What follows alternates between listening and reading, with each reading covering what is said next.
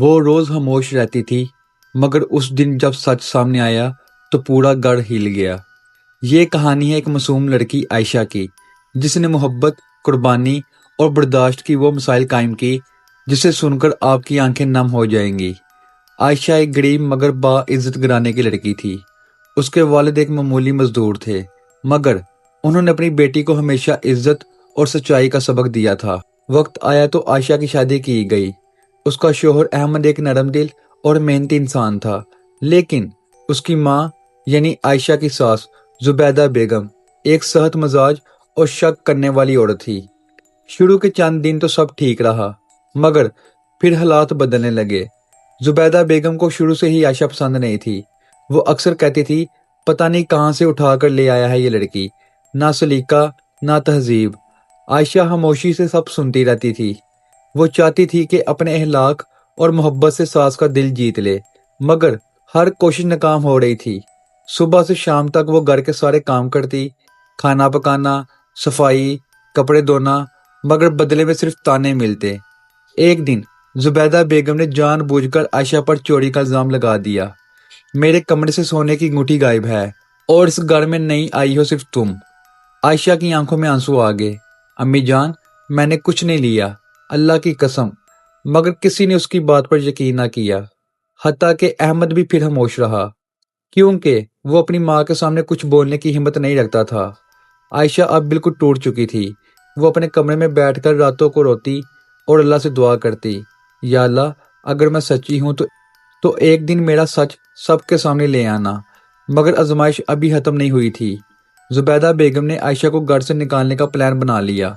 ایک دن جب احمد کام پر گیا ہوا تھا، زبیدہ بیگم نے عائشہ کو کچن میں بند کر دیا اور گیس کھلی چھوڑ دی۔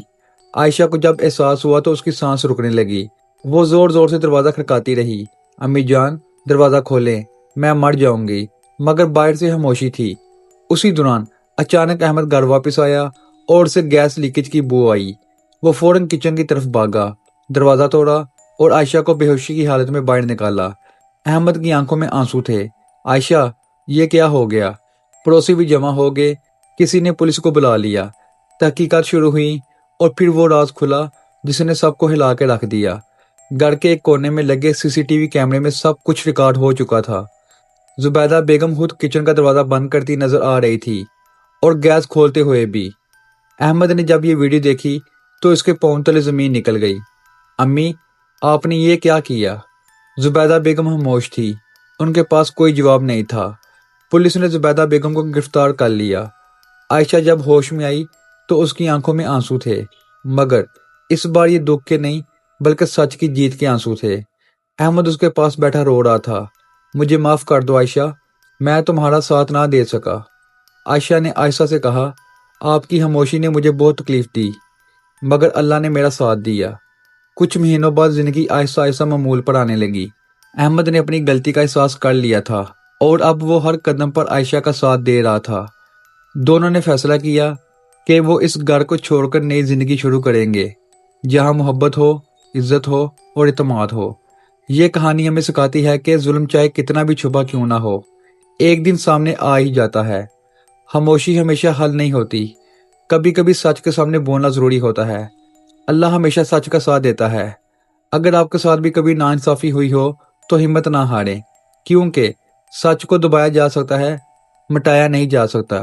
اگر آپ کو یہ کہانی پسند آئی ہو تو ویڈیو کو لائک کریں، چینل کو سبسکرائب کریں اور اپنی رائے کمنٹس میں ضرور دیجیے گا۔ اللہ حافظ۔